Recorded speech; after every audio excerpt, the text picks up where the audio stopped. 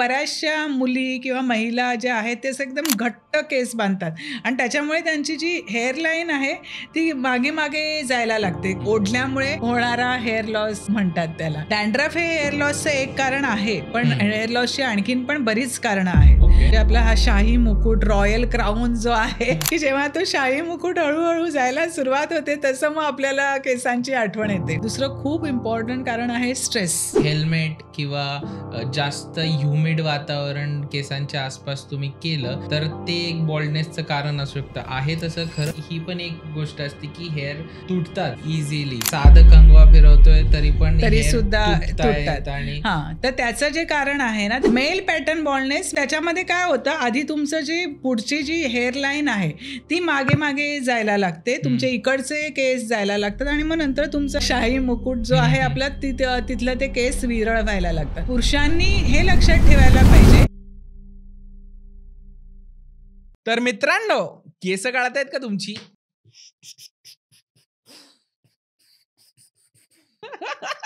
तुमची केस गळत आहेत का?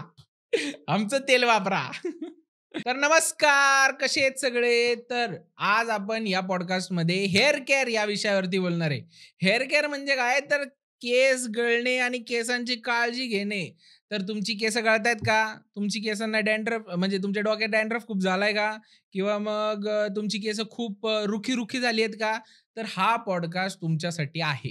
तर मित्रांनो, या पॉडकास्टमध्ये आपण एकदम कॅज्युअल आणि एकदम छान पद्धतीमध्ये डॉक्टर पौर्णिमा म्हात्रे मॅम सोबत चर्चा केलेली आहे. पॉडकास्ट मध्ये नेमकं काय आहे, तर पॉडकास्ट मध्ये आपण खूप विविध प्रकारच्या प्रश्नांना ऍड्रेस केलेलं आहे. म्हणजे केस का गळतात, केस सुकी का पडतात, रुखी का पडतात, त्याच्यानंतर केसांमध्ये डॅन्ड्रफ, डोक्यामध्ये डॅन्ड्रफ का होतो, या सगळ्या गोष्टींबद्दल आपण चर्चा केलेली आहे. आणि लाईक, शेअर, सबस्क्राईब, कमेंट करायला विसरू नका, तो बेल आयकन दाबायला विसरू नका. आणि आता जास्त वेळ न घेता पॉडकास्टकडे वळूयात. चला या माझ्यासोबत. हेअर केअर जो आहे ह्याला खूप निग्लेक्ट केलं जातं. केसांची काळजी किंवा ह्याच्यावरती काही जास्त विचार केला जात नाही लोकांकडनं. पण ज्या वेळेस ते जायला लागतात त्यावेळेस तो स्ट्रेस आणि त्यावेळेस ती वेळ गेल्यानंतरची जागे होतात लोक की काय झालं आणि काय करावं. तर फर्स्ट ऑफ ऑल मी सगळ्यात मोठी माझी सगळ्यात पहिली क्युरिओसिटी हीच आहे की आपल्या अंगावरती केस जे असतात तर ते का असतात? अच्छा, आता जे केस आहेत ते आपल्या डोक्यावर असतात, शरीराच्या वेगवेगळ्या भागांवर असतात, आपल्या पूर्ण शरीरावर सुद्धा असतात. तर बेसिकली त्यांचं जे कार्य आहे ते प्रोटेक्ट करणं आहे. म्हणजे आपल्या स्किनला प्रोटेक्ट करणं, थोडंसं त्याच्यामध्ये कुलिंग मेकॅनिझम पण होतं. म्हणजे उन्हामध्ये आपण जातो तेव्हा ते प्रोटेक्ट करणं. आणि दुसरं हे हेअर रूट्स असतात, आपल्या ग्लँड्स असतात, ते हॉर्मोन्समुळे, त्यामुळे ते केस आपल्या शरीरामध्ये असतात. ह्याच्यामध्ये जर आपण आजकालचे जे मेन इश्यूज जर म्हटले केसांवरचे, तर सगळ्यात मेन इश्यूज असे आहेत की बॉल्डनेस, डॅन्ड्रफ आणि हे सगळे. तर मेन जर डॅन्ड्रफ मी जर विचारायला गेलं तर डॅन्ड्रफचा मेन कॉज काय असू शकतो, काय असतो आणि नेमकं त्याला टॅकल कशा पद्धतीमध्ये करू शकतात? डॅन्ड्रफ जर तुमच्या स्कॅल्प किंवा म्हणजे ही जी त्वचा असते ती त्वचा जर एक्सेसिव्हली ड्राय असेल तरी पण होतो. म्हणजे खूप जास्त ऑइली असेल, तेलकट असेल तरी पण होतो. नंतर असं त्याच्यामध्ये एक फंगल इन्फेक्शन असतं त्याच्यामुळे होतं. दुसरा एक स्किनचा आजार आहे ज्याला सोरियासिस असं म्हणतात, त्याच्यामुळे होतं. आणि आहे एक्झिमा आहे, एक्झिमामुळे सुद्धा होऊ शकतो. तर ही डॅन्ड्रफची मेन कारणं आहेत. पण त्याच्यातलं कॉमन जे कारण आहे ते बेसिकली एक्सेसिव्ह ऑइली स्किन, कारण आपल्यामध्ये कडे उन्हाळा जास्त असतो, ह्युमिडिटी जास्त असते, त्यामुळे घाम जास्त येतो. तर त्यामुळे होणारं डॅन्ड्रफ जे आहे ते खूप कॉमनली बघितलं जातं. आता डॅन्ड्रफला टॅकल कसं करायचं, तर जर तुम्हाला सपोज जस्ट डॅन्ड्रफची सुरुवात झाली असेल तर तुम्ही जस्ट खूप स्वच्छता पण जर बाळगली ना, म्हणजे तुम्ही जर केस व्यवस्थित धुतलेत, प्रॉपर शॅम्पू लावलाय आणि तो शॅम्पूने व्यवस्थित धुतले आठवड्यातून 4 वेळा 5 वेळा, तर तरीसुद्धा डॅन्ड्रफ जाऊ शकतो. पण कधी कधी काय होतं, खूप स्टबर्न डॅन्ड्रफ होतो. म्हणजे तो जाता जात नाही आणि मग तो तुमच्या कपड्यांवर पडतो आणि तर तेव्हा बऱ्याचदा फंगल इन्फेक्शन अंडरलाईंग म्हणजे त्याच्या आतमध्ये फंगल इन्फेक्शन असतं थोड्या प्रमाणात, तर ते आपण ते अँटीफंगल टॅबलेट देतो. नंतर अँटीफंगल शॅम्पू ज्याच्यामध्ये खूप कॉमन आहे, किटोकोनॅझोल असलेला शॅम्पू वापरला जातो आणि त्याच्यामुळे डॅन्ड्रफ हा ट्रीट करता येतो. अगदी खूप सोप्या पद्धतीने ट्रीट करता येतो डॅन्ड्रफ. हेअर लॉस हा देखील डॅन्ड्रफमुळे होतो का? मग हेअर लॉसचे अजून पण वेगळे वेगळे कारण असतात? डॅन्ड्रफ हे हेअर लॉसचं एक कारण आहे, पण हेअर लॉसची आणखीन पण बरीच कारणं आहेत. जसं म्हणजे आपला हा शाही मुकुट, रॉयल क्राऊन जो आहे, तू जसं म्हणाल मला खूप आवडलं ते, की जेव्हा तो शाही मुकुट हळूहळू जायला सुरुवात होते तसं मग आपल्याला केसांची आठवण येते. हा, तर कारण एक डॅन्ड्रफ आहे. दुसरं खूप इम्पॉर्टंट कारण आहे स्ट्रेस. टेन्शन. हे आजच्या काळात तर हे मेजर रिझन झालेलं आहे. हेरिडिटरी आहे. जर तुमच्या घरामध्ये जर असेल बॉल्डनेस, लवकर बॉल्ड होण्याचं तुमचे मामा म्हणा, तुमचे काका, तुमचे वडील हे होण्याचं प्रमाण असेल तर तो एक हेरिडिटरी आहे. नंतर आहे ते हॉर्मोन्समुळे सुद्धा खूप परिणाम होतो. आणि आहे दुसरं पोल्युशन. पोल्युशनचा पण खूप इम्पॅक्ट होतो आणि हेअर लॉस त्याच्यामुळे तुमचा होऊ शकतो. राईट. आणि मग हेअर लॉसला सध्या जर प्रिव्हेंट करायचं असेल तर डेली हेअर केअर काय पद्धतीमध्ये घेतली पाहिजे? किंवा बाहेर जाताना जर तुम्ही म्हणताय की पोल्युशन वगैरे, तर मग डेली हेअर केअर काय घेतली पाहिजे त्या संदर्भात?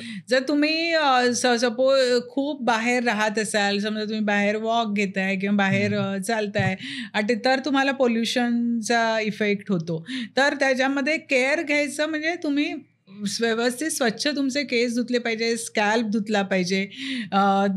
ते एक झालं. आणि दुसरं म्हणजे तुम्ही जे प्रॉडक्ट्स वापरता, आता खूप तरुणाई जर बघितलं तर हेअर जेल वापरतात मुलं. नंतर त्याच्यानंतर ते वॅक्स वापरतात. येस. तर ती पण जर तुम्ही वापरताय तर तुम्ही ते थोड्या वेळासाठी वापरा. तुम्ही कुठे चाललाय, पार्टीला कुठे चाललाय, तर तेव्हा तुम्ही वापरा. पूर्ण 7 तास ते हेअर जेल वापरणं, त्याच्यामध्ये पण केमिकल्स असतात, त्यामुळे त्याचा परिणाम हा तुमच्या त्वचेवर जी त्वचा असते स्कॅल्पची त्याच्यावर होतो. कारण ती केमिकल्स त्याच्यामध्ये एवढे असतात. आणि मग किती वेळा असं ती मुलं कधी ते धूत पण नाही, म्हणजे दुसऱ्या दिवशी सकाळी आंघोळ करणार ना, त्यामुळे ते मग प्रॉडक्ट्स तसेच रात्रभर राहतात. तर तसं ठेवू नका. ते प्रॉडक्ट्स तुम्ही लावले असतील तर ते धुवून टाका. तुम्ही इव्हन तुम्ही शॅम्पू सुद्धा वापरता तेव्हा चांगल्या क्वालिटीचा तुम्ही शॅम्पू वापरा. आणि कंडिशनर वापरत असाल तर कंडिशनर पण तुम्ही वापरल्यावर तो काढून टाका, धुवून टाका. ही सिंपल ही जर तुम्ही काळजी घेतली तर खूप प्रमाणात तुम्ही हेअर लॉस अवॉइड करू शकता. राईट. आणि एक हेअर लॉस वरतीच आपण बोलतोय, तर एक असा पण एक मिथ आहे की किंवा मग ती एक फॅक्ट असेल की हेल्मेट किंवा जास्त ह्युमिड वातावरण केसांच्या आसपास तुम्ही केलं, केसांना दाबून धरलं, तर ते एक बॉल्डनेसचं कारण असू शकतं. आहे तसं खरं? येस, आहे. It is called as frictional alopecia. Friction म्हणजे घर्षण, आणि घर्षणामुळे होणारा हेअर लॉस, ॲलोपेशिया म्हणजे हेअर लॉस. सो आहे तो प्रकार होतो. त्यामुळे जर तुम्ही हेल्मेट वापरत असाल तर परत तेच आहे की एकतर चांगल्या क्वालिटीचे हेल्मेट वापरा. बऱ्याचशा हेल्मेट्सला आतमध्ये कुशनिंग असतं, तर त्या चांगल्या हेल्मेट असतात ज्याच्याने तुमचं घर्षण होत नाही आणि मग तुम्ही ते अवॉइड करू शकता. दुसरा एक प्रकारचा ॲलोपेशिया आहे, त्याला ट्रॅक्शनल ॲलोपेशिया म्हणतात. म्हणजे बऱ्याचशा मुली किंवा महिला ज्या आहेत ते एकदम घट्ट केस बांधतात आणि त्याच्यामुळे त्यांची जी हेअरलाईन आहे ती मागे जायला लागते, कारण त्याला ट्रॅक्शनल ॲलोपेशिया म्हणजे असं ओढल्यामुळे होणारा हेअर लॉस म्हणतात त्याला. सो तो प्रकार सुद्धा आहे, तर त्याची सुद्धा महिलांनी काळजी घेतली पाहिजे. म्हणजे जे असे बांधून केस लावतात, खूप घट्ट बांधतात ते. म्हणजे त्याच्यानी हेअरलाईन मागे जाण्याचं कारण ते ओढले जातात ना, आणि मग ते हेअर रूट्स असं अगदी खूप हे करून बांधलेले असतात, म्हणूनच ते नाव पडलंय ट्रॅक्शनल ॲलोपेशिया. मग इव्हेंच्युअली ते हेअरलाईन मागे जाण्याचं कारण येस आहे. राईट. ओके. जसं आपण आता हेअर लॉस म्हणतोय, तर हेअर ब्रेकेज ही पण एक गोष्ट असते की हेअर तुटतात इझिली. तर म्हणजे साधं कंगवा फिरवतोय तरी सुद्धा तुटतात. आणि तर त्याचं जे कारण आहे ना, ते तुमचं न्यूट्रिशन. ओके. जेव्हा तुमचा आहार जो आहे त्याच्यामध्ये तुम्हाला म्हणजे तुम्हाला व्हायटॅमिन्स मिळत नाहीये, तुम्हाला कॅल्शियम मिळत नाहीये, तुमचं व्हायटॅमिन बी कॉम्प्लेक्स कमी झालंय, फोलिक ॲसिड हे एक आपल्या शरीरात असतं, रक्तामध्ये असतं, ते तुमचं कमी झालेलं आहे. व्हिटॅमिन D3ची तुम्हाला डेफिशियन्सी झालेली आहे. ही जे असतात तेव्हा ते हेअर ब्रेकेज व्हायला सुरुवात होते, किंवा महिलांचं असतं त्याचं म्हणजे जे हेअर एंड्स असतात ते स्प्लिट एंड्स व्हायला सुरुवात होते. जेव्हा हे असतं तेव्हा दाखवतं की तुमचा आहार तुमचा योग्य नाहीये, पूरक आहार नाही आहे, तुम्ही डेफिशियन्सी आहे. तर मग आपण अशा वेळेला आपण व्हिटॅमिन B12ची लेवल चेक करतो ब्लड टेस्ट करून. आयर्नची कमी असू शकते, तुम्हाला ॲनिमिया असू शकतो, त्याच्यामध्ये पण हा प्रॉब्लेम होतो. ॲनिमियामुळे सुद्धा हेअर लॉस पण होतो आणि हेअर ब्रेकेज पण होतं. मग व्हिटॅमिन D3ची पण लेवल बघतो. ॲनिमिया म्हणजे तुमचं शरीरातलं हिमोग्लोबिन कमी होणं. ओके. रक्तातलं तुमचं हिमोग्लोबिन जे आहे ते कमी होणं, त्याला ॲनिमिया म्हणतात. ओके. आणि तुम्ही सांगत होतात की व्हिटॅमिन डी कमी, व्हिटॅमिन D3चं पण तुम्ही जर डेफिशियंट असाल तर हेअर लॉस पण होतं, हेअर ब्रेकेज पण होतं. ओके. फॉलिक ॲसिड मी म्हणाले, फॉलिक ॲसिड पण कमी असेल तरी सुद्धा ते हेअर ब्रेकेज आणि हे होतं. मग आता ह्याचं अजून एक कारण ड्रायनेस असू शकतं. ड्रायनेस आहे, पण ड्रायनेस पण त्याच्यामुळेच होतं की तुमचा आहार पूरक नाही. येस. परत इव्हन म्हणजे ड्रायनेस ऑफ द स्कॅल्प होतं जर तुमच्या आहारामध्ये हेल्दी फॅट्स नाही आहेत. हेल्दी फॅट्स मी परत म्हणेन, मागच्या पॉडकास्टमध्ये पण तुला सांगितले की तुम्ही गाईचं तूप खायला पाहिजे, it's a very healthy fat. Avocado खायला पाहिजे. सो ते तर नसेल मग तुमचं ते तुम्ही हेल्दी फॅट खात असं. काही लोक काय करतात, अगदी क्रॅश डाएटवर जातात, अजिबात ऑइल नाही, अजिबात फॅट नाही, त्यांच्यामध्ये सगळ्यात लवकर हेअर लॉस सुरू होतो. ओके. तुम्ही कुठल्याही प्रकारचं जर क्रॅश डाएट केलं म्हणजे अगदी एकदाच तुम्ही जेवणार, ते पण त्याच्यामध्ये पण तुम्ही पूरक आहार नाही घेणार, किंवा 2दा जेवणार पण ते अगदी ऑइल फ्री असलं पाहिजे. कुठल्याही म्हणजे ते तुमचं आहार असो किंवा तुमचं दुसरं लाईफस्टाईल असो, कुठल्याही प्रकारचा अतिरेक कधी केला की तो वाईटच असतो. त्यामुळे जर तुम्ही असं केलं तर मग ते ड्रायनेस होतं आणि हेअर लॉस तुमचा सुरू होतो. राईट. मग आता हेअर लॉस म्हणा, ऑर एल्स हेअर ब्रेकेज म्हणा, ऑर एल्स ड्रायनेस म्हणा, तर ह्याचं ट्रीटमेंटच्या बाजूला जर आपण बघायला गेलो तर फर्स्ट ऑफ ऑल डॅन्ड्रफची ट्रीटमेंट आपण मगाशी म्हटलं तशी की त्याच्यासाठी वेगळे शॅम्पूज आहेत. ओनली शॅम्पूजचा ट्रीटमेंट आहे डॅन्ड्रफला की वेगळे अजून पण ट्रीटमेंट? डॅन्ड्रफसाठी शॅम्पू, आणि जर खूपच फंगल इन्फेक्शन असेल तर अँटी फंगल टॅबलेट, आणि जर मी मगाशी म्हणाल त्यामुळे जर सोरियासिस असेल तर there is a condition called as sebopsoriasis, तर ते असेल तर त्याप्रमाणे ती मग मेडिकल ट्रीटमेंट केली जाते. सो डॅन्ड्रफचं तेवढं लिमिटेड आहे आणि बरं होतं, त्याच्यामध्ये एवढा प्रॉब्लेम नाहीये. हेअर लॉसची जी ट्रीटमेंट आहे ती ट्रीटमेंट खूप इम्पॉर्टंट आहे. आणि परत तुम्ही कुठल्या स्टेजला करता. Okay. Now there are different types of baldness. One is male pattern baldness and female pattern baldness. Male pattern baldness, male म्हणजे पुरुषांच्या मध्ये तो जास्त कॉमन आहे ऑफकोर्स. तो त्याच्यामध्ये काय होतं, आधी तुमचं जी पुढची जी हेअरलाईन आहे ती मागे जायला लागते, तुमचे इकडचे केस जायला लागतात, आणि मग नंतर तुमचा जो रॉयल क्राऊन किंवा शाही मुकुट जो आहे आपला तिथलं ते केस विरळ व्हायला लागतात. आता पुरुषांनी हे लक्षात ठेवायला पाहिजे की जेव्हाही तुमची सुरुवात असते तेव्हा जर तुम्ही ट्रीटमेंट सुरू केली तर तुम्हाला केस परत येऊ शकतात. Right. Okay. There are treatments available which is hair proteins. Hair proteins with growth factor, ते इंजेक्शन असतात. तर दुसरी ट्रीटमेंट आहे PRP, म्हणजे plasma rich platelets. That is injected in your scalp. Okay. हां, so it acts like a new cells, आणि त्याच्यामुळे काय होतं, तुमचे जे हेअर रूट्स आहेत ते रिजनरेट व्हायला सुरुवात होतात. नवीन हेअर रूट्स पण फॉर्म होतात, एक्झिस्टिंग हेअर रूट्स आहेत ते हेअर रूट्स स्ट्रॉंग होतात, आणि त्याप्रमाणे मग तुमचे हेअर ग्रोथ वाढते, हेअर लॉस पण तुमचा कमी होतो. सो तीही एक ट्रीटमेंट आहे, हेअर प्रोटीनची ट्रीटमेंट आहे. तुमचा जो स्कॅल्प आहे त्याला मसाज केल्यामुळे तो काम होतो, शांत होतो. ॲट द सेम टाइम ते तुमचे हेअर रूट्स जे असतात त्याला सुद्धा चालना मिळते, आणि जे हेअर रूट्स बऱ्याचदा काय झालेलं असतं ना, त्याला डॉर्मंट म्हणतात, म्हणजे थंड पडलेले असतात. तर त्यामुळे ह्या ट्रीटमेंटमुळे थंड पडलेले हेअर रूट असतात ते परत रिजनरेट होतात, आणि हे केस तुमचे वाढायला लागतात, आणि तुमचे जे केस गळत असतात ते केस गळणं कमी होतं.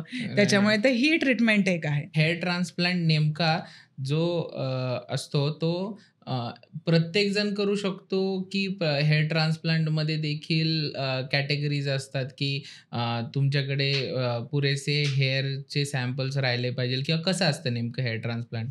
ओके, सो हेअर ट्रान्सप्लांट हे कोणीही करू शकतं. जर तू बघितलं असशील तर हे जे बॉल्ड लोक असतात किंवा टक्कल पडलेलं असतं त्यांचे इथले केस जातात, पण हा जो भाग आहे मागचा त्याला ऑक्सिपिटल एरिया म्हणतो आम्ही, तिथले केस असतात. बरोबर, कारण तिथले केस सगळ्यात स्ट्रॉंग असतात. हेअर रूट जे असतात ते स्ट्रॉंग असतात. तर आपण काय करतो, आपण इथले केस घेतो, लिटरली एक हेअर रूट आपण काढतो, आणि ते हेअर रूट जे आहे ते आपण जिथे बॉल्ड एरिया आहे, टक्कल पडलेले आहे, लिटरली जसं शेती केल्यासारखं एक हेअर रूट आपण तिथे ट्रान्सप्लांट करतो, प्लांट करतो आपण तिथे. बरोबर. आणि मग ते जे केस उगवतात, इथून जे केस येतात नवीन, दे आर युअर ओन, ते तुमचे स्वतःचे नॅचरल केस आहेत, नैसर्गिक आलेले केस आहेत ते, आणि ते तुमच्या बरोबर आयुष्यभर राहतात. तुमचं जे आयुष्यभर ते राहतात, ते केस गळत नाहीत. ओके, म्हणजे हे रूट उचलला जातो त्याचा? येस, रूट उचलला जातो, आणि तो एक रूट तिकडे प्लांट केला जातो. ओके. अजून एक हे टर्म यूज केली, मायक्रोनिडलिंग. सो मायक्रोनिडलिंग हा एक प्रत्येकाने किंवा काही लोकांनी ऐकलेला टर्म आहे, की मायक्रोनिडलिंगनी बऱ्यापैकी हेअर ग्रोथ परत होते, ऑर एल्स ह्याच्यावरती डर्मा रोल किंवा तसं त्या गोष्टी ऐकलेल्या आहेत. नेमकं ते काय आहे आणि ते वर्क कसं करतं? सो डर्मा रोलर किंवा मायक्रोनिडलिंग जे आहे, फाईन एक इन्स्ट्रुमेंट्स असतात, आणि फाईन त्याला एकदम निडल्स असतात, छोटे एकदम फाईन, व्हेरी व्हेरी मायक्रो म्हणजे मायक्रोच असतात त्या, आणि त्याच्याने आम्ही जे प्रॉडक्ट्स जे बघायचे मी म्हणाले, PRP किंवा growth factors with hair protein जे आहे ते आम्ही स्कॅल्पमध्ये इन्फ्यूज करतो ना, त्याच्यासाठी ते वापरलं जातं. आणि ते प्रॉडक्ट वर्क करतं तुमच्या हेअर रूटवर किंवा हेअर सेल्सवर. दॅट प्रॉडक्ट वर्क्स, आणि मग ते प्रॉडक्ट त्याला पोषक तिथे सगळं हे वातावरण तयार करून तुमचं हेअर रूट जे थंड पडलेलं आहे, डॉर्मंट झालेलं आहे, त्याला रिजनरेट करतं, किंवा म्हणजे परत हे करतं, लाईव्ह करतं त्याला, आणि जो दॅट मग ते हेअर रूट तुमचं हे वाढायला लागतं, आणि त्याच्यापासून हेअर बड होऊन परत एक हेअर तयार व्हायला सुरुवात होते. बट ह्याच्यामध्ये वेळ लागतो, कारण तुमची जी नॉर्मल हेअर सायकल आहे that is from 6 months to 9 months. Right. So it takes that much time. जेव्हा तुम्ही PRP करणार किंवा हेअर प्रोटीन इंजेक्शन करणार, तर तुम्हाला 6 ते 6 महिन्याचा तरी तुम्हाला धीर ठेवायला लागतो.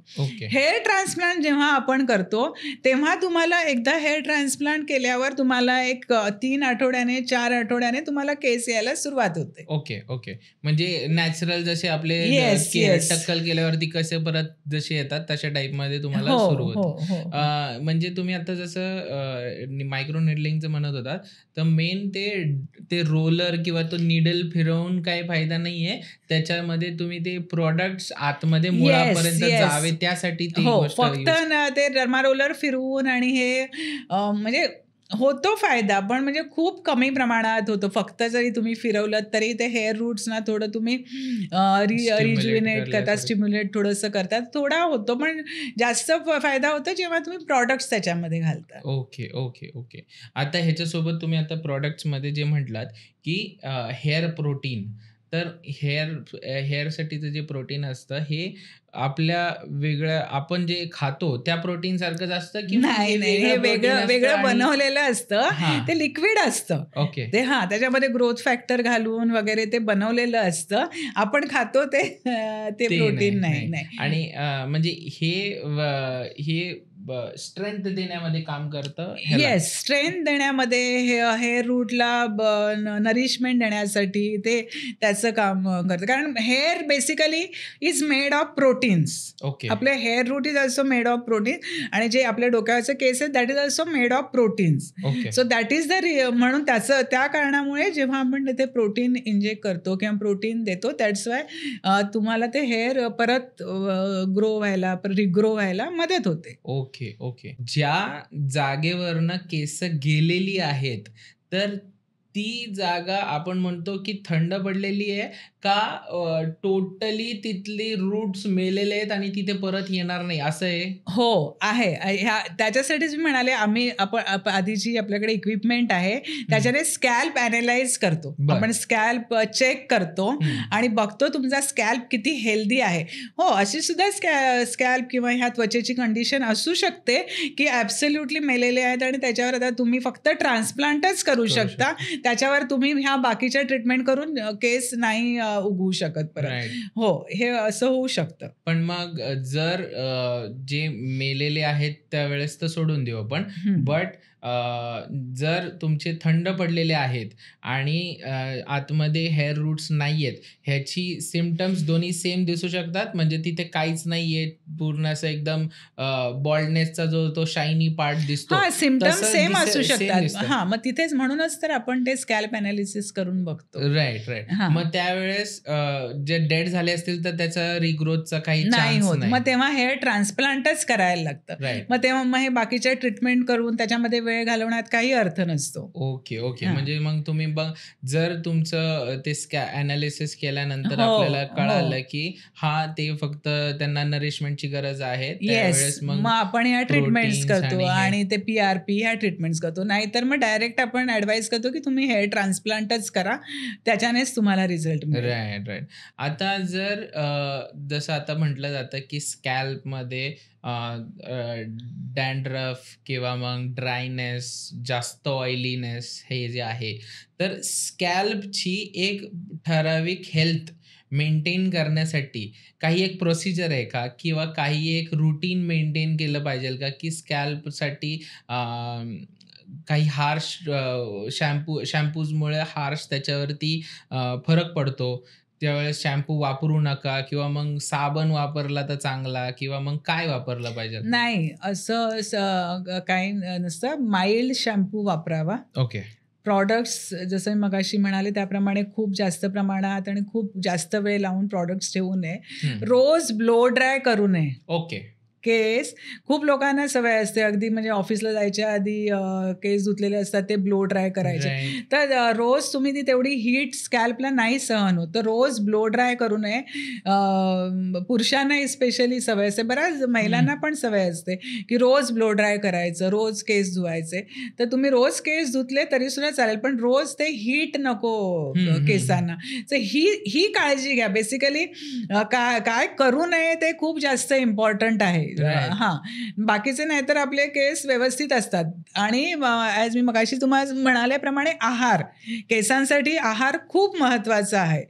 म्हणजे तुम्हाला प्रॉपर विटॅमिन B12 असलेला आहार, फोलिक ॲसिड असलेला आहार, कॅल्शियम असलेला आहार, हाच आहार तुम्ही घेतला पाहिजे, जो आपल्या ह्याच्या प्रथिनांमध्ये आहे, म्हणजे डाळींमध्ये आहे, आपल्या हे स्प्राउट्स कडधान्यामध्ये आहे, मोड आलेली कडधान्य त्याच्यामध्ये तुम्हाला ते मिळेल. पनीर तुम्ही खाऊ शकता.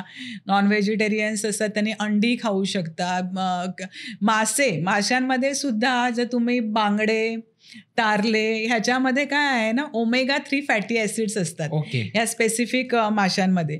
तर ते मासे जर तुम्ही खाल्ले they are very good for your hair. Okay.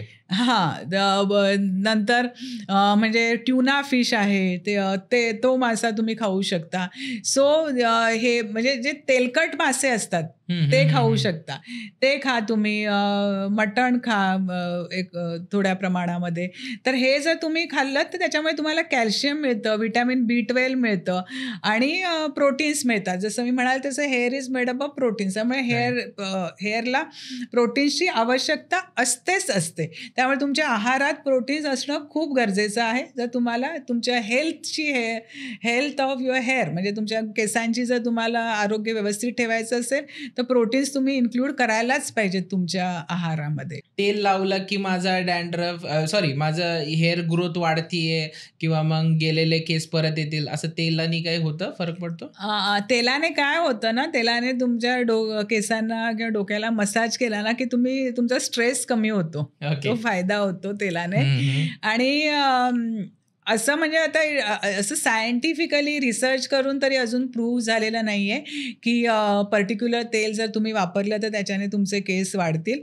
पण माझ्यामध्ये तो एक फायदा होतो की तुम्ही जरा काम डाऊन होता. कारण स्ट्रेस इज द मेजर म्हणजे number 1 reason for hair fall आणि बॉल्डनेससाठी पण. माझा पुढचा तोच होणार प्रश्न होता की स्ट्रेस देखील मेजर इश्यू आहे का हेअर फॉलसाठी? येस, स्ट्रेसच आहे. स्ट्रेस इज म्हणजे खूपच मोठा इश्यू आहे हेअर फॉलसाठी. जे तुम्हाला मी सांगितलं यंग मुलांचं जे आपण हेअर ट्रान्सप्लांट केलंय त्यांच्यामध्ये स्ट्रेसच होता. मग एज्युकेशनचा स्ट्रेस होता, लाईफस्टाईलचा स्ट्रेस होता. सो आणि पुरुषांमध्ये आत्ता जर तू मला विचारशील ह्या मागच्या 10 वर्षामध्ये स्ट्रेसमुळे खूप हेअरफॉल झालेला आहे. इनफॅक्ट आम्ही कोविड नंतर पण माझ्याकडे खूप आले लोक की म्हणजे महिला पण आल्या, पुरुष पण आल्या. म्हणजे ते कोविडमध्ये पण त्यांना एवढा स्ट्रेस सगळं झालं आणि त्यांचा हेअरफॉल सुरू झाला. तर स्ट्रेस खूप मोठा फॅक्टर आहे.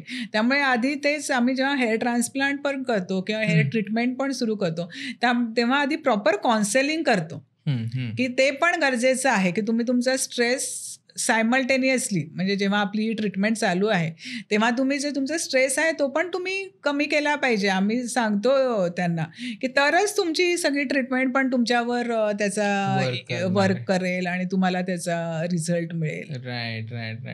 मग आता जर तसं बघायला गेलं तर जसं मी मगाशी म्हणत होतो की ऑइलिंगचा हा एक मिथ आहे की ऑइल केलं पाहिजे, तेल लावलं पाहिजे. तसं मिथ नाही म्हणेन मी पण मिथ म्हणणार नाही. पण अजून माझ्याकडे ते सायंटिफिकली असं काही प्रूव्ह झालेलं नाही किंवा त्याच्यावर रिसर्च झाला नाही असं म्हणूया आपण. रिसर्च व्हायला पाहिजे. रिसर्च व्हायला पाहिजे त्याच्यावर. जर आपण म्हटलं तर आयुर्वेदिक दृष्टीने जर बघितलं तर काही एक सायंटिफिक रिझन असू शकतं, नक्की असू शकतं. आपण ते डिनाय नाही करू शकत, आपण नाकारू नाही शकत. पण त्याच्यावर रिसर्च डेफिनेटली व्हायला पाहिजे. कारण आपल्याकडे आयुर्वेदामध्ये खूप प्रॉडक्ट्स आहे. जसं ब्राह्मी आहे, शतावरी आहे, जे होऊ शकतो त्याचा इफेक्ट. तर पण रिसर्च झाला तर आपल्याला. आणि ते देखील अंडर ऑब्झर्वेशन किंवा अंडर गायडन्स. आणि इथे हेअर मध्ये पण खूप असे प्रकार होतात. अरे हे तेल वापरा, ते तेल वापरा, हे टॉनिक घ्या, हे व्हिटॅमिनचं हे घ्या. माझ्या मित्राने ते घेतलं आणि पण ते तसं काही होत नाही. तुम्ही तुमचं जे आवश्यक आहे. कारण की तसं जर बघायला गेलं तर इकडून तिकडून आपण कधी म्हणजे इकडून तिकडून ऐकतो कधी आपल्या नातेवाईकांमध्ये किंवा कोणीतरी कधीतरी हा असा एक्सपेरिमेंट केलेला असतो. अरे बापरे, डोक्याला काहीतरी लावलेलं आहे, चुकून काहीतरी झालं आणि काहीतरी होतं. म्हणजे इव्हन लोक कुठंतरी व्हिडिओ पाहिला आणि मध बीत पार डोक्याला लावून घेतलेले, अशा पार गोष्टी झालेल्या असतील. तुम्ही ऐकतच असाल. येस. आणि ते दुसरी एक कंडिशन आहे ॲलोपेशिया एरिएटा असं म्हणतात त्याला. त्याच्यामध्ये असं म्हणजे थोड्याशा भागाचे केस जातात. हां, तर त्याचं पण रिझन एक स्ट्रेस पण आहे आणि एक हे पण आहे की वेगवेगळे प्रॉडक्ट्स लोक लावतात, मग त्याची ॲलर्जी येते तिथे तुम्हाला आणि ते तिथल्या तेवढ्या छोट्याशा असं गोल नाण्याच्या आकाराचे एवढे वगैरे तिथल्या एरियातले तुमचे केस जातात. ते येतात परत, ते एवढं कठीण नाही आहे. ते औषधं दिली आणि त्याचं कारण समजून घेतलं की ॲलर्जी कशामुळे झालेली आहे, तर ते ती कंडिशन आहे, त्याच्यामध्ये असं होतं. हेअर कलरची खूप लोकांना ॲलर्जी येते. तिथे पण लोक कुठल्याही क्वालिटीचं वगैरे न बघता कुठलाही कलर वापरतात, मग त्याची ॲलर्जी येते. त्याच्यामुळे पण खूप महिलांना हेअर लॉस होतो त्याच्यामुळे. मला तो पुढचा माझा प्रश्न तोच होता की जे हेअर कलर आणि हेअर प्रॉडक्ट्स वरती आपण जे मारा करतो केसांवरती, तो म्हणजे त्यांना ते शेवटी ते केमिकलच आहे. आता प्रत्येकाला माहिती आहे ते केमिकल आहे, बट त्याचं किती डॅमेज होतात, त्याचे फ्रिक्वेन्सी किती असली पाहिजे, तुम्ही कशा पद्धतीमध्ये काळजीपूर्वक ते केलं पाहिजे. आणि जसं मगाशी तुम्ही ब्लो ड्राय जे करतात ते तुम्ही सांगितलं हीटमुळे स्कॅल्पला त्रास होतो त्याचा. तर मग असे अजून कुठल्या गोष्टी आहेत की हेअर कलर किंवा काही अजून त्याच्यामध्ये आपण गोष्टी ऐकतो. आणि मी अजून एक त्याच्यामध्ये नमूद करेन की आत्ता एक US मध्ये एक स्टडी झाला, त्याच्यामध्ये जो केराटिन नावाचा प्रश्न हे आहे, तर त्याच्याने लेडीज 2 लेडीजनी फाईल देखील केली आहे कंपनीच्या विरोधात की त्यांची किडनी जी आहे ही फेल झाली. म्हणजे आणि असे 1-2 जगात 1-2 ठिकाणी अजून तसे केसेस ऐकण्यात आलेले आहेत. तर मग ते कितपत सेफ आहे आणि मग ते असंच कुठेतरी सलूनमध्ये करणं वगैरे ते कितपत सेफ आहे, त्याच्यावरती तुम्हाला बोलायचं असेल? हो, आता ते किडनी फेल झाली त्याच्यावर मी नाही कमेंट करू शकणार, कारण ते अंडर रिसर्च आहे की त्याच्यामुळे झाली की नाही झाली ते. पण येस, जे तू प्रॉडक्ट्स म्हणालास ते किंवा हेअर स्ट्रेटनिंग प्रॉडक्ट्स असतात आणि महिला तर इतकं करतात ते, म्हणजे दर महिन्याला किंवा दर 2 महिन्याला ते करतात. त्यामुळे ते पण ऑफकोर्स ते केमिकल्सच आहे. आणि तुमचा जो नॅचरल जो बॉन्ड असतो, जर तुमचे कर्ली असतील तर तुम्ही स्ट्रेट करून घेता, मग तो तुमचा नॅचरल बॉन्ड तिथे ब्रेक होतो. केसांचा हेअर बॉन्ड असतो एक, म्हणजे तुमचे त्यानुसार तुमचे ते कर्ली असू शकतात किंवा ते तुमचे स्ट्रेट असू शकतात. तर पण तो तुम्ही बिघडवता, त्यामुळे ते केमिकलचा परिणाम होणारच आहे तुमच्या ह्याच्यावर. आणि त्याच्यामुळे सुद्धा हेअरफॉल झालेले पण माझ्याकडे खूप महिला येतात आणि मग त्यांना जाग येते, अरे आता आपण हे बंद करायला पाहिजे. त्यामुळे कुठल्याही गोष्टीचं तुम्ही किती वेळा करताय किंवा किती फ्रिक्वेंटली करताय ते पण इम्पॉर्टंट आहे.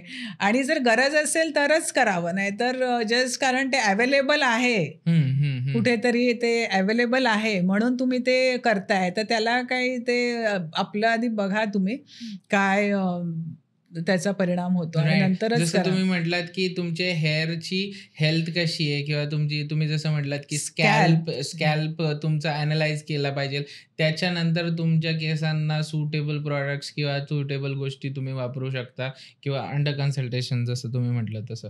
एक अजून एक गोष्ट आहे की जसं त्याच्या मागचं एक कारण आहे की हायड्रेटेड नसतात आपले केस, म्हणजे खूप ड्रायनेस येतो. तर मग हायड्रेट करायला किंवा हायड्रेशन वाढवायला केसांमध्ये असं जीव नसतो असे दिसतात केस. मग त्यावेळेस ऑइलिंग करणं बरोबर आहे की मग त्याच्यासोबत अजून काही गोष्टी करू शकता तुम्ही? एक तर फूड इंटेक डेफिनेटली तुम्हाला इम्प्रूव्ह करायला पाहिजे. Hair growth, hair loss, hair dryness, hair breaking, everything is directly related to food. कारण मग अशी म्हणाल्याप्रमाणे hair is made of protein. त्यामुळे जर तुमच्या शरीरामध्ये आवश्यक प्रथिनं नसतील, प्रोटीन्स नसतील, व्हायटॅमिन्स नसतील, तर तुमचं ते ब्रेकेज होणारच आहे. पण even this excess use of chemicals on hair is very dangerous, म्हणजे एकदम वेगळ्या लेवलला ते डेंजरस आहे. आणि महिला पण तेवढंच त्याला बळी पडतात आणि पुरुष सुद्धा बळी पडतात. अगदी पुरुष सुद्धा हेअर स्ट्रेटनिंग करून घेतात, म्हणजे त्यांचे जर कुरळे कुरळे केस असतील तर ते सुद्धा हेअर स्ट्रेटनिंग करून घेतात. ह्याच्यामध्ये आता जसं आपलं म्हणणं झालं की कुरळी केस असतात, कर्ली हेअर, स्ट्रेट हेअर्स वगैरे. तर समजा नॅचरल केस आहेत तर मग प्रत्येकाची हेअर केअर त्यांच्या हेअरच्या फॉन्टनुसार बदलते, हेअर बॉन्डनुसार. येस, बदलते. मग जसं तू विचारलंस की म्हणजे ऑइलिंग करायला पाहिजे का, काय करायला पाहिजे का, तर येस, ऑइलिंग करू शकता तुम्ही, पण परत त्याच्यामध्ये शॅम्पू आणि कंडिशनरमध्ये पण खूप ऑप्शन्स अवेलेबल आहेत. मॉइश्चरायझिंग तुम्ही शॅम्पू घ्या, मॉइश्चरायझिंग तुम्ही कंडिशनर वापरा, त्याच्याने तुमचं केसांचं हायड्रेशन पण राहील, ते मॉइश्चराइज्ड पण राहतील. आणि येस, हायड्रेशनसाठी आपण पाणी तर प्यायलंच पाहिजे. सो ते तुमच्या पूर्ण बॉडीला, केसांना सगळीकडेच अफेक्ट करतं. सो ॲटलिस्ट 8 ग्लास तुम्ही पाणी तर तुम्ही प्यायलाच पाहिजे रोज. राईट. आणि एक हेअर ट्रीटमेंटमध्ये किंवा हेअरबद्दल काही पण गुगलवरती किंवा कुठेही वाचलं जातं तर त्याच्यामध्ये वेगळ्या प्रकारचे कुठले तरी सिरम्स सोबत म्हणजे सिरम्स बद्दल कळतं लोकांना की अशा पद्धतीचे सिरम्स आहेत. तर मग ते स्वतःहून पण घेतले जातात लोकांकडनं. तर मग ते कितपत बरोबर आहे? आणि मग जर अंडर ऑब्झर्वेशन जर तुम्ही कुठले कन्सल्ट करता तर मग ते सिरम्स पण ॲज अ प्रोटीन वगैरेच म्हटलं जातात की त्याला वेगळं काहीतरी? नाही, hair serums are not proteins. Hair serum is basically तुम्ही it's a silicone oil. Okay. made from silicon oil, so just to keep your hair moisturized looking, थोडं शाईन येतं तुमच्या केसांमध्ये. आणि ते स्कॅल्पला न लावता तुम्ही काहीतरी केसांना वगैरे लावू शकता. It is safe. पण परत सांगेन, कुठल्याही गोष्टीचा अतिरेक करू नये, प्रमाणात लावा. कधीतरी तुम्हाला बाहेर जायचं असेल तर तुम्ही लावू शकता ते हेअर सिरम. आणखीन जर तुमचे हेअर कलर केलेले असेल तर त्यासाठी तुम्हाला एक प्रोटेक्टिव्ह सिरम पण मिळतं, प्रोटेक्टिव्ह क्रीम्स पण मिळतात, ती पण तुम्ही वापरली पाहिजेत. Okay. Which are very good. आणि कारण काय होतं, हेअर कलर तर आता आपल्याला मध्ये कोणाला सांगू शकत नाही हेअर कलर करू नका, आपण सगळेच करतो, पण ते केल्यावर थोडं तुमचं केमिकल तुमच्या ह्याच्यामध्ये तर ती प्रॉडक्ट्स असतात तुमचे हेअर मॉइश्चराईज ठेवायला, तर ती तुम्ही वापरली पाहिजेत. राईट.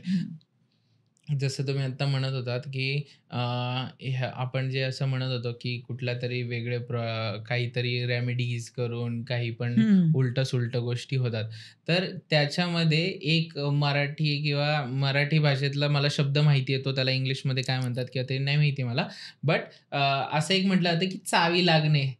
ते असं काहीतरी म्हटलं जातं. चावी नाही, चाई लागणे. ते इट्स अ फंगल इन्फेक्शन आहे. ओके. ते काय असतं? ते फंगल म्हणजे फंगस असतं. तो फंगस तयार होतो तिकडे आणि त्याच्यामुळे ते तिथल्या भागातले केस जातात. येस. पण ते काही नाही, ते टॅबलेट्स आणि क्रीम्स असतात आणि त्याच्याने ते बरं होतं. एक 10 ते 15 दिवसामध्ये बरं होतं. तिथे केस पण यायला लागतात. अच्छा. तो एक प्रश्न राहिला होता माझ्या डोक्यामध्ये मगाशी तुम्ही विचारत होता. तर आता ह्याच्यामध्ये एक अजून एक आपण न्यूट्रिशन वगैरे वरती बोललो, त्याच्यासोबत मेंटल हेल्थ म्हणजे स्ट्रेस आणि ह्याच्यावरती मगाशी बोलताना मेडिटेशन हे हेल्प करतं आपल्याला? येस, हे खूप हेल्प करतं. ओके. अगेन बिकॉज मी मगाशी म्हणाल्याप्रमाणे stress is the major reason. So meditation helps to तुमचं स्ट्रेस कमी करण्यासाठी मदत करते मेडिटेशन. त्यामुळे मेडिटेशन केल्यावर स्ट्रेस कमी होतो. स्ट्रेस कमी झाल्यावर आपोआप तुमचं जे हेअर आहेत त्याच्यासाठी हेअर रिग्रोसाठी ज्या ट्रीटमेंट आपण करतोय त्याला ते पूरक ठरतं आणि त्याच्याप्रमाणे त्याचा रिझल्ट चांगला मिळतो. राईट. सो आता जर आपण बघायला गेलं तर आजकालच्या यूथमध्ये किंवा सगळ्यांनीच एकंदरीत हेअर केअर किंवा एक हेअर लॉस होऊ नये ह्यासाठी काय एक पद्धतीचे प्रिकॉशन्स घेतले पाहिजे तुमच्या परीने? नंबर 1 म्हणजे स्ट्रेस. अभ्यासाचा पण असला तरी सुद्धा तो जास्त घेऊ नये मुलांनी, कारण त्याचा परिणाम पूर्णच त्यांच्या बॉडीवर पण होतो, हेअरवर पण होतो. सो ती काळजी घ्यावी. नंबर 2, आहार जो आहे प्रोटीन इंटेक जास्त ठेवा, जंक फूड कमी करा.